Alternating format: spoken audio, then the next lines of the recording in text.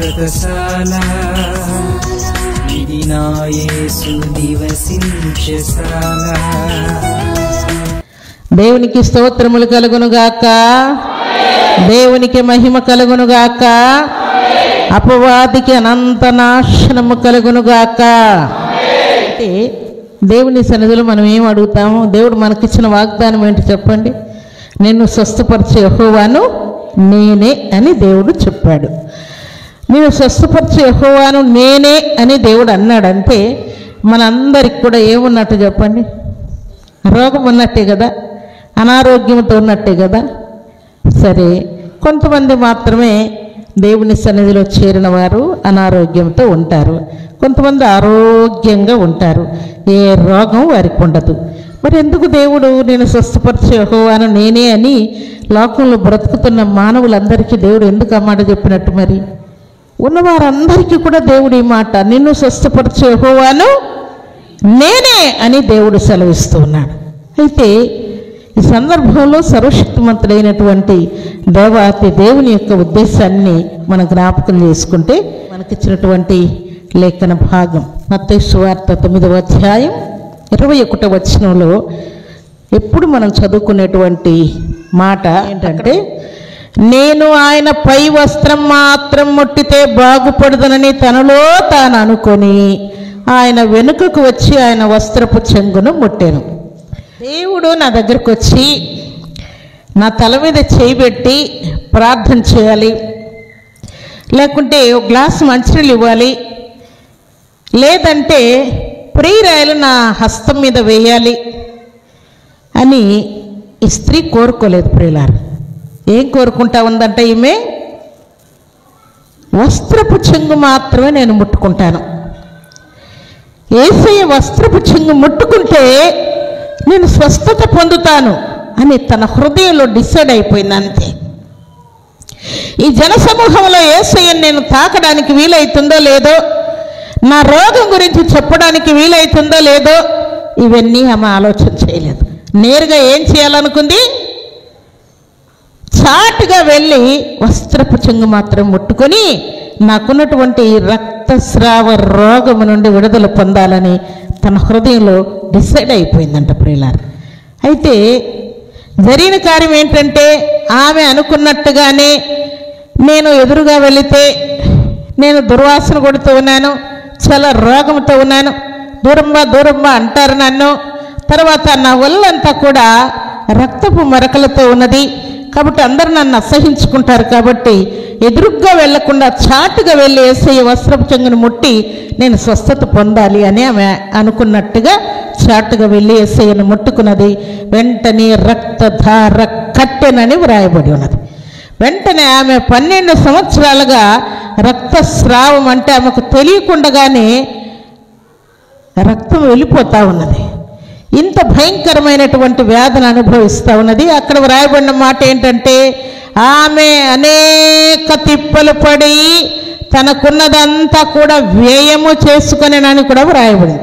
ఆస్తి అంతా కూడా దానికోసం బాగు చేయించుకోవాలని ఎన్నో హాస్పిటల్ చుట్టూ కూడా ఆమె తిరిగినట్టు, ఎన్నో మందులు వాడినట్టు కూడా అక్కడ వ్రాయబడింది. కానీ ఆమెకు కుదుట పడలేదంట. అందుకని ఆమె మరింత సంకటపడెను అని వ్రాయబడింది. ఇన్ని డబ్బులు అయిపోతున్నాయి, ఆస్తులన్నీ అయిపోతున్నాయి, అయినా నా ఆరోగ్యం కుదుట పడడం లేదని మరింత సంకటపడిందంట ప్రియులారా. ఇంత సంకటంలో కూడా ఒక చిన్న ఆశ ఆమెకు పుట్టింది. ఆస్తి పోయినా పర్వాలేదు, ఇల్లు పోయినా పర్వాలేదు, స్థలం పోయినా పర్వాలేదు, నా వరకు నేను ఇదొక్క ఆశ ఉంది, యేసయ్య ఈ ప్రాంతంలోనికి వస్తే తప్పకుండా వెనక్కి వెళ్ళి కొంచెం వస్త్రపు చెంగు ముట్టుకోవాలన్న ఆశతో ఆమె అక్కడికి వెళ్ళడం, యేసయ్యను ముట్టుకోవడం, రక్తధార ఆగిపోవడం అంత రహస్యంగా జరిగిపోయింది. అయితే ఎవరు ఆమెను చూడలేదు ప్రియులారా. ఈమె కూడా ఎవరు చూడలేదు. అమ్మయ్యా, ఎట్లో నేను అనుకున్నట్టుగా యేసయ్య వస్త్రపు చెంగు ముట్టుకున్నాను, జాగ్రత్తగా నాకు రక్తధార ఆగిపోయింది, ఇంకా నేరుగా ఇంటికి వెళ్ళిపోతానని తన హృదయంలో అనుకుంది.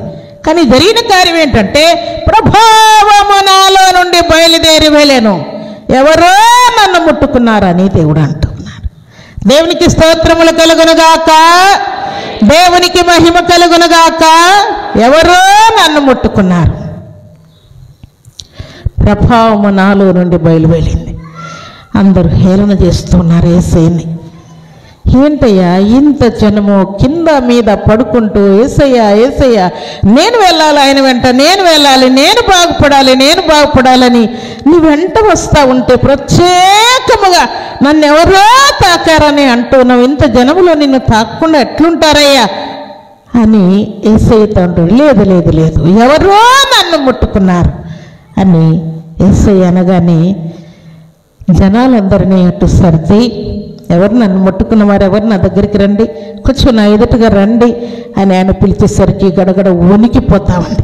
అయ్యో నన్ను ముట్టుకోవచ్చా, నువ్వు ఇంత అపవిత్రురాలివి, నువ్వు నన్ను ముట్టుకోవచ్చా, నేను పరమ పరిశుద్ధులను నువ్వు ఎట్లా ముట్టుకున్నావు అని ఏమంటాడో ఏమని గడగడ వణుక్కుంటూ ఆమె ఎదురుగా వచ్చింది. ప్రియులారా, వస్తే అప్పుడు నా కుమారి నీ విశ్వాసమే నిన్ను స్వస్థపరిచెను, సమాధానము గలదానవై వెళ్ళు అని దేవుడు ఆజ్ఞాపించాడు. ఆ మాట ప్రకారమే అంటే దేవుడు ఏమంటాడో ఏమని వణికిపోయినటువంటి ఈ తల్లి దేవుడు చెప్పినటువంటి శ్రేష్టమైన మాట వలన ఎంతో ఆదరణ, ఎంతో నెమ్మది పొందుకొని అమ్మయ్యా దేవుడు ఏమంటాడో అనుకున్నాను అని ధైర్యం తెచ్చుకొని సంతోషంగా దేవుడు సమాధానము గలదానమై వెళ్ళమని దేవుడు చెప్పిన మాటను విని ధైర్యం తెచ్చుకొని సంతోషంగా ఆ కుమార్తె వెళ్ళినట్టు రాయబడి ఉన్నది. ప్రియులారా, అయితే రక్తస్రావం కలిగినటువంటి స్త్రీ ఎలాగున యేసయ్య దగ్గరకు వచ్చి ధైర్యంగా నాకున్నటువంటి వ్యాధిని, బాధను, బలహీనతను తొలగించయ్యా అని ఆమె ఎలాగున చెప్పలేకపోయిందో ఇలాంటి పరిస్థితులు మనకు కూడా ఉంటాయి. రక్తస్రావ రోగం లేకపోవచ్చు, కానీ ఇంకే ప్రాబ్లం అయినా ఎవరికి చెప్పుకోలేని ప్రాబ్లమ్స్ మనకు ఉంటాయి. అయినా ఆమె శిష్యులను కలవనట్టు, ప్రధాన యాజకులను కలవనట్టు, పెద్దలను కూడా కలవనట్టుగా, యేసయ్యను కూడా కలవకుండా రహస్యంగా ముట్టి స్వస్థత పొందినట్లుగా ప్రభు సన్నిధిలో చేరిన మన జీవితాల్లో కూడా ఎవరికి చెప్పనటువంటి ప్రాబ్లమ్స్ కూడా మనల్ని వెంటాడుతూ ఉంటాయి.